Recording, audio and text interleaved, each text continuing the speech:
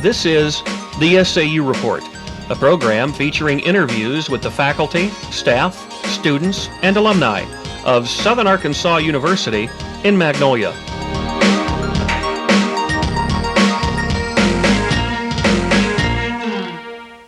Welcome.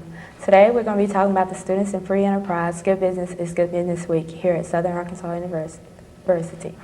Today we have with us Darla Williams, a junior finance major from Magnolia, Dr. Rankin, Dean of the School of Business at SAU, and Amy Ramsey from Smackover, senior accounting major, and myself, Tamara, Burton, senior CIS major from Buckner. We're going to start off by asking a few questions about SAU and what is the Good Business is Good Business Week. What is the primary purpose of Students in Free Enterprise? Well, actually, tomorrow's Students in Free Enterprise has two basic fundamental principles. Number one is for the members of the Students in Free Enterprise team to learn more about the free market system, the free enterprise system, how it works and the importance of it. And the second one is to teach other people about the importance of the free market system. We feel like that the free enterprise or free market system has generated some of the greatest economic advancements in the history of mankind, and we want people to really understand how important it is for us to preserve that in the future. Why is SAU interested in business ethics? A free market system needs to operate in such a fashion that everyone does their jobs, carries on their activities in an honest fashion and with integrity. What we find out is when there's a lot of graft and corruption in a free market system, it doesn't function nearly as efficiently. The standard of living is not as high because people don't work as hard, or maybe they take materials from their employers, which raise costs and raise prices. So it's really critical in a free market system for people not only to make their own decisions in a free market, but to do so in an honest fashion. In other words, a fair day's work for a fair day's pay, and where employees and employers treat each other with integrity and honesty. It makes life better for everyone. How does SAU raise money for the activities that they do here on SAU campus? Really two ways. The SAU team has been very successful over the years, and there's a lot of prize money and award money that SAU teams can win at the regional and national competitions. It's been, most years we have won anywhere from $1,000 to $2,000 or $3,000 in prize money. Secondly, we have people who are interested in supporting the SAU team. They like the objectives of the team and they'll contribute their own private money. And thirdly, the Pewterball Foundation has endowed a professorship here at the university, and some of those monies go to help promote Students in Free Enterprise. Now, Amy, what is Good Business about? Well, good business is good business. It's a way that SAU has tried to get out to the community and to our students exactly what business ethics is about. You know, business ethics is pretty hard to teach. It's something that you have to kind of learn as you grow. And SAU has decided that come up with the idea of good business is good business, and we have promoted that by putting stuff in the newspapers, by doing tape, radio spots. We have also had a speaker today that came, Ms. Cheryl Johnson. She is the CEO and president of the El Dorado Chamber of Commerce. We have also, Darla was responsible for doing a library display in the library. We've also done some letters to the editors, put up some flyers around the school, just a whole lot of things. And our basic goal was try to reach as many people as possible about the good business is good business thing. You know, our kind of our theme of it is there's no substitute for honesty and integrity in a business. So that's pretty much what we've tried to do with Good Business is Good Business. Now, you said you had a keynote speaker here on campus, Ms. Johnson. What were some of her key points that she discussed in her speech today? I think her first point that she made was the golden rule, do unto others as you would have them do unto you. And that's probably the theme throughout her entire speech. She also made three key points when deciding whether something you're doing is ethical or not. You need to ask yourself whether it's legal, whether it's fair to everybody involved, and whether you would mind for your family or friends or any of your colleagues to know if you did that? It's kind of funny because she said that if you can go home and tell your family about it, then it must be pretty ethical. Now, do you think that business today have a problem with ethics? Well, I think that it does, and I'm not sure that it's not a new problem, Tamara. It's one that's been with us for a long time because there are a lot of pressures on people in business and in government and other areas of life to do things which may be, they may be illegal, they may be dishonest, and do it for personal gain. And there's a lot of pressure on people for that purpose. But I think we've become more aware of ethical practices in the last probably 20 years. Bad practices on the part of business have been publicized very heavily. They've been promoted. You can see it on the 5 o'clock news. You read about it in the newspapers. And so I think business has simply become more aware of our need to teach ethics. And in the past, we sort of expected people to be ethical. But today we're finding that we really need to re-emphasize that, because an ethical philosophy of, as Darla said, do unto others that you'd have others do unto you, is not a new principle. It's an old principle, but we've had to investigate that we need to remember this and try to apply it in the business world. So we've really rediscovered the importance of it, I believe. Do you think it's worse now than it was in the past? That's really hard to say. In some respects, I think it is, because maybe we've drifted away from some of the traditional principles of honesty and integrity, and I think that has caused some of the problems we've experienced, has caused us to have to go back and rethink these principles, to look at them and to teach them in our business schools in particular. I think in the last 15 years we've really become aware of the fact that maybe some of our students graduating from colleges and universities have not confronted these questions as they should have. And therefore, we need to really emphasize them. And we would like to have all of our graduates from the School of Business come out as ethical, principled individuals that are really going to go out and improve the business world. Do you think the good guys always finish last? No, I don't. I think that good guys in the long run finish first, because when people break the rules, eventually they're going to get found out. They're going to get caught. People that don't pay their taxes could end up in the penitentiary. People who treat their employees improperly can end up with a very poorly motivated workforce. If you treat the environment improperly, you could end up with lawsuits from the Environmental Protection Agency. So I really think in the long run, good guys finish first. What are some of the incentives for students to practice good ethics? I think that we need to explain to students in the long run there are a lot of benefits. And I would say this too, a lot of students understand what these principles are, but they may have difficulty in the application because it takes courage sometimes to confront a situation where you're with the group and they all want to do something that's not ethical or maybe not legal, and you have to learn to stand on your own 2 feet. And that is very difficult. So you can study these things, but it's the application that's the difficult part, and that takes character, and that's what we'd like to build. Do y'all want to come from a student's point of view? Well, adding to that and going back to what Mrs. Johnson talked about, she was talking about ethical behavior can, or non-ethical behavior can affect how others feel about us, and it also affects, well, she was talking about the things that affect our ethical behavior, whether we're extra tired or we've got reasons that we couldn't study.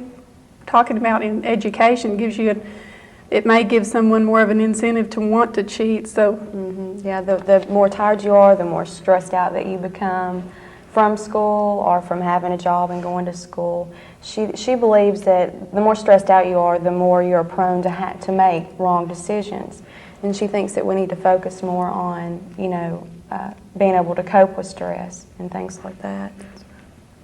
Okay, Amy, you was a coordinator for Good Business Good Business Week. What were some of your responsibilities for this week? Well, a lot of my basic responsibilities have been deciding on how we're going to go about getting, getting this out into the community and into the students. And the SAU team altogether helped me tremendously. If it hadn't been for the SAU team, I don't think Good Business Week would have been as successful as it had been.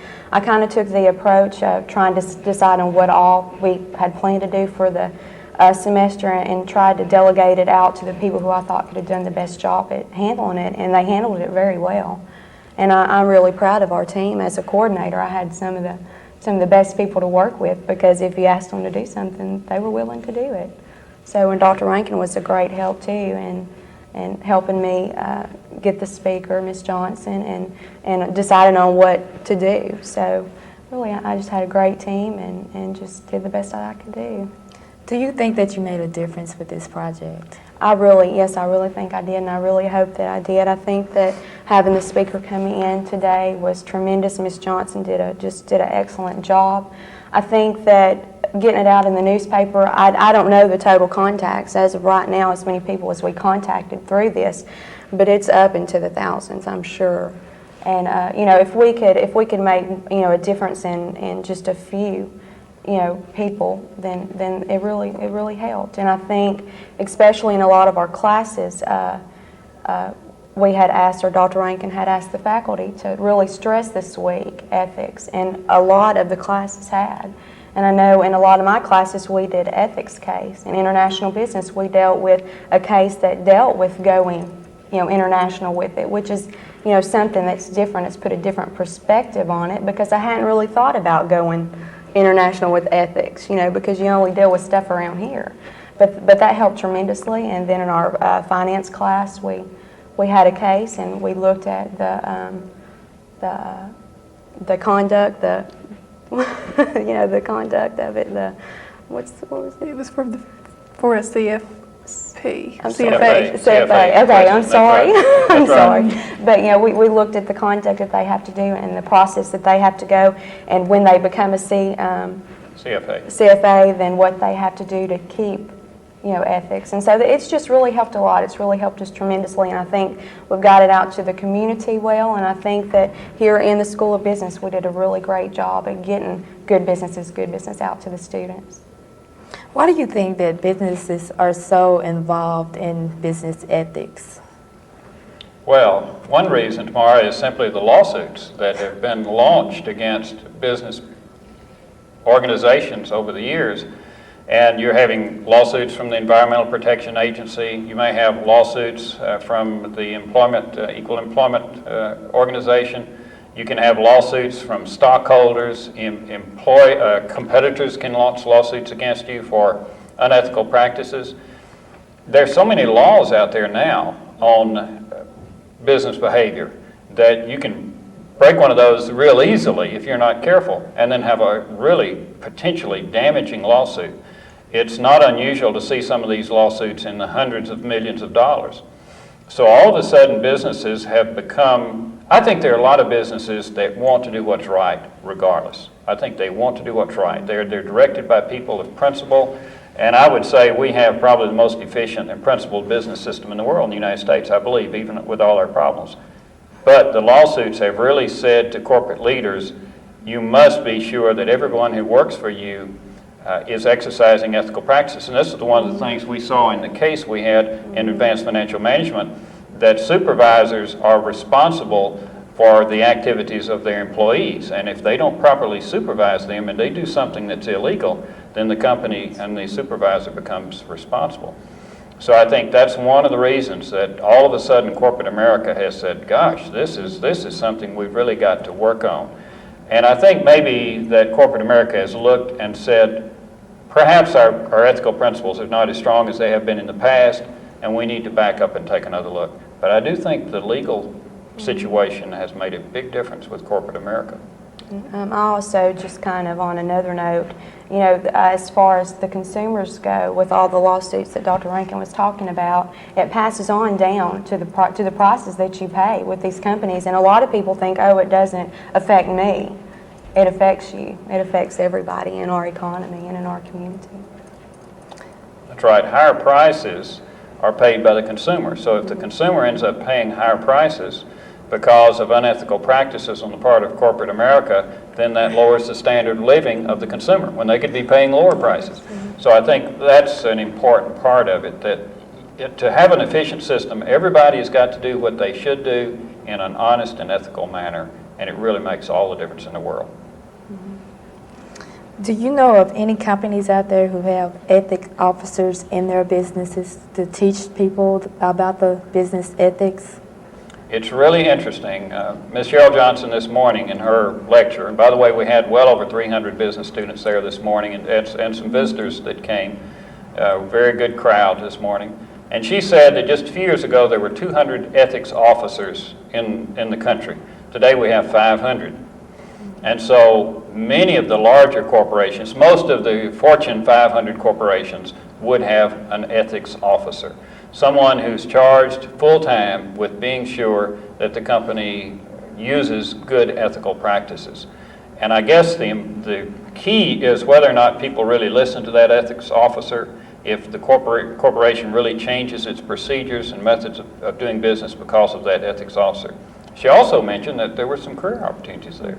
That there's been a tremendous growth in the demand for people who would be ethics officers, and they could come from a business background, perhaps a business major, but they want people with experience. In other words, people who have been out in the business field and are familiar with business and then become an ethics officer. So there's an opportunity there for the future. Is there a course here at Southern Arkansas University that will teach students about business ethics? That's an excellent question. The answer is there is not. And here's the reason, because I need to explain that.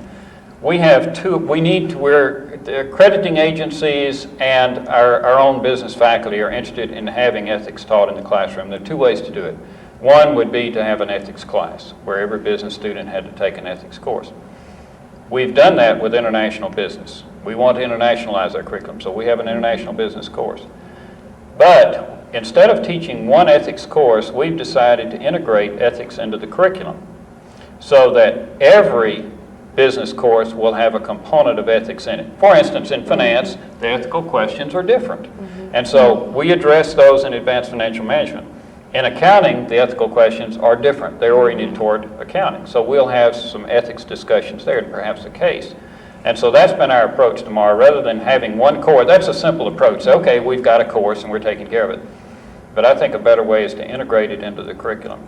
And that's why this week we ask every business faculty member to do something to address ethical principles in their class. So hopefully, every class in the School of Business, or almost every class, had an ethical component this week. And I think that's the way to do it. I think you probably had more hours dedicated to that this week in all the classes than you would have in one entire semester course. And I know, just speaking as a student, like I had mentioned before, it makes it so much easier when you go into a class. You're learning about that subject, and then they bring ethics into that subject instead of having, like Dr. Rankin said, just one class on it. It's kind of hard. It'd be kind of a hard subject to teach, I would think.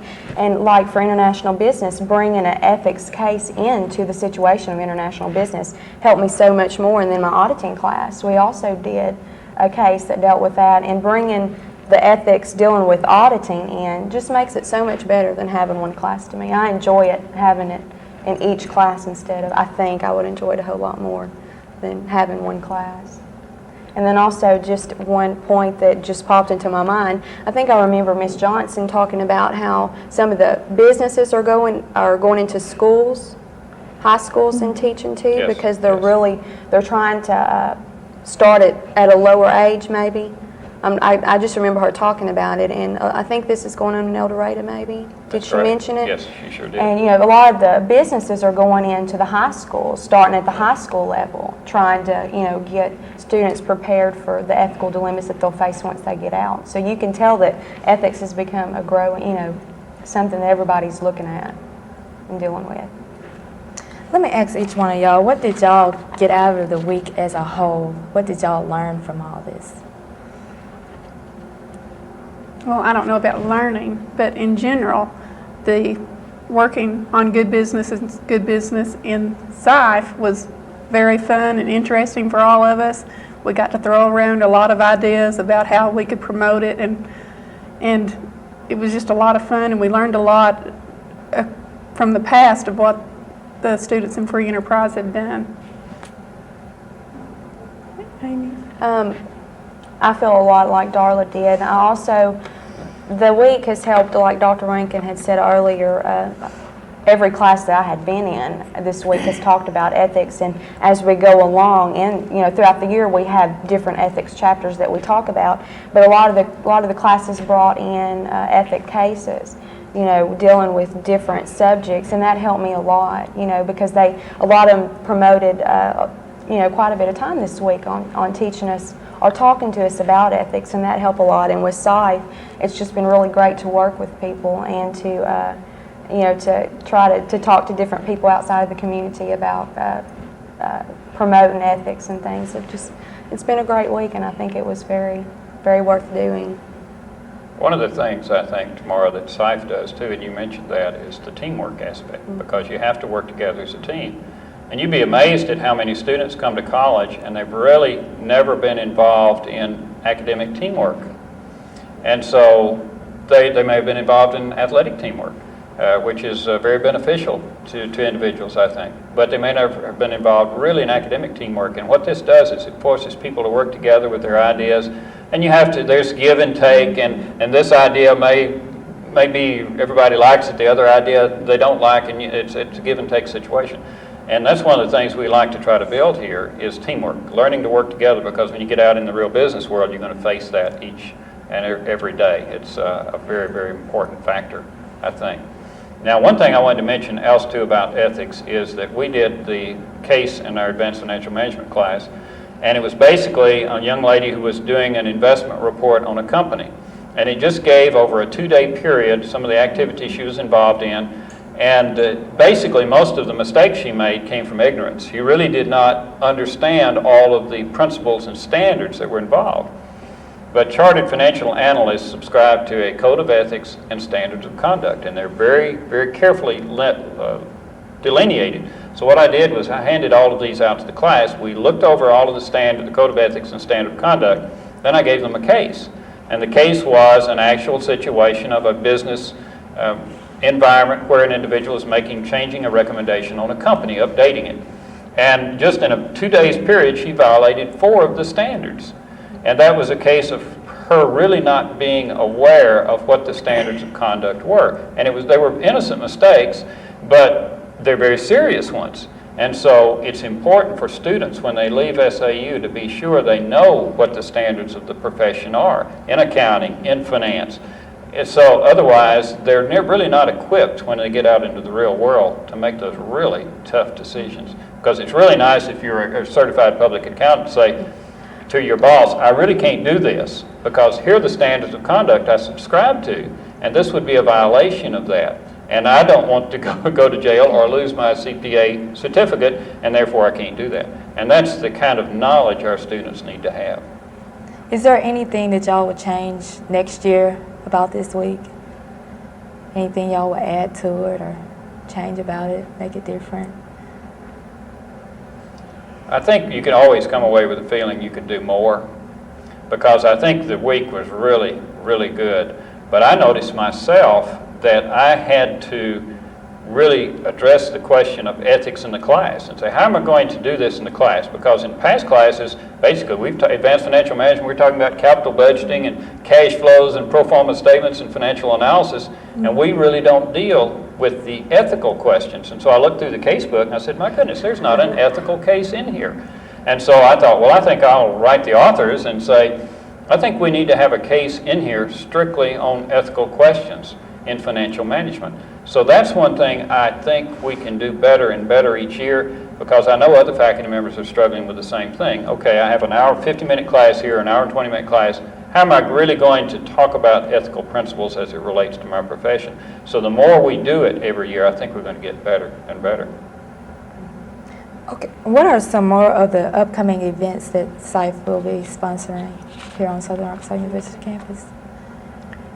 I think not next week, but the next week we will be having Halt the Deficit Week. Second week in March. The second week in March. Also, on the 13th, we will be having Chickonomics, which is teaching economics to 5th grade students at Central Elementary here in Magnolia. We will be having, who is the speaker for Oh, you're talking about the The- National Federation of Independent Business. That's going to be an outstanding event, I April the think. Jack 23rd, Ferris. I think. Yes, we're really excited to have that. Yes. We will be having American Enterprise Week. Week. I'm not sure it's scheduled yet, but we will. The end of April to the 1st of May, yeah. You want to tell about competition? Oh, and soon we'll be going to competition, which is where we take everything that we've done this year and go and present it to a group of judges. So that's going to be something that's going to be, we're going to have to put a lot of time into here pretty soon. Is there anything else that y'all would like to share with our audience today? Let me share one thing. The competition involves a 20-minute audiovisual presentation that's very coordinated. It's got to be timed just right. We're going to use multimedia. We'll use video projectors, computers. We'll use videotapes. We may use a segment from this television program here this afternoon or tonight. And all of that builds the communication skills of our students.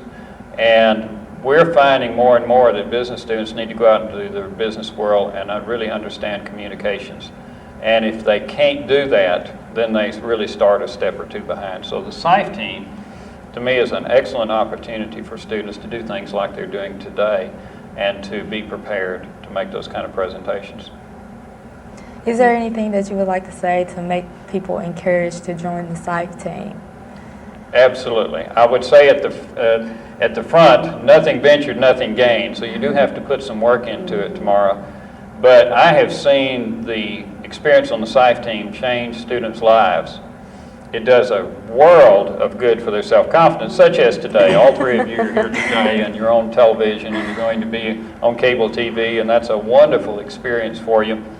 Getting up and making the presentation in front of the panel of judges is wonderful. Amy introduced our speaker this morning in front of 350 students. That's a wonderful experience. Scares you to death, doesn't it, Amy? But it's a wonderful experience. So I think all of those things really make a difference in the lives of our students. And as a result, and when they graduate from SAU, they're equipped to walk right into the business world and to take up some of these responsibilities. Especially with teamwork. I know that working with the people that I've had to work with, you know, you learn from working with people. You learn people, you learn how, you know, how to deal with different situations and how to compromise in a lot of ways. SIFE has helped me a lot, especially with confidence too. Getting up, you know, it wasn't easy to come up here today and do this. But, you know, That's right. you just, you know, the only way you can get better is if you just go in and do it. So it's a lot of fun. You get to meet a lot of people. You make a lot of lasting friendships. So SIFE has just helped me tremendously, along with a lot of the other organizations here on campus. So, Darla? I'm just really excited about the experience I'm getting with it, along with what Dr. Rankin said. I realize how valuable that's going to be because I have been in the work world before, and I know what a lack of speaking and communication skills can do for you or not do for you. So, again, I'm excited about how much it's going to help me in that way. Dr. Rankin, last minute words? Well, two things. The business ethics emphasis is to encourage our students to really think, where do I stand on my ethical principles? Do I have any? What's the background of my ethical principles? It may be your faith. It may be your family training. It may be the law. But I think everyone has to determine for themselves what their ethical principles are and then try to apply those in the real world, which is really the tough part. And the second is, I'm so proud of our SIFE team and those of you here today, and it's really a pleasure to have an opportunity to work with you. We would like to thank y'all for watching Students in Free Enterprise. Good business is Good Business Week.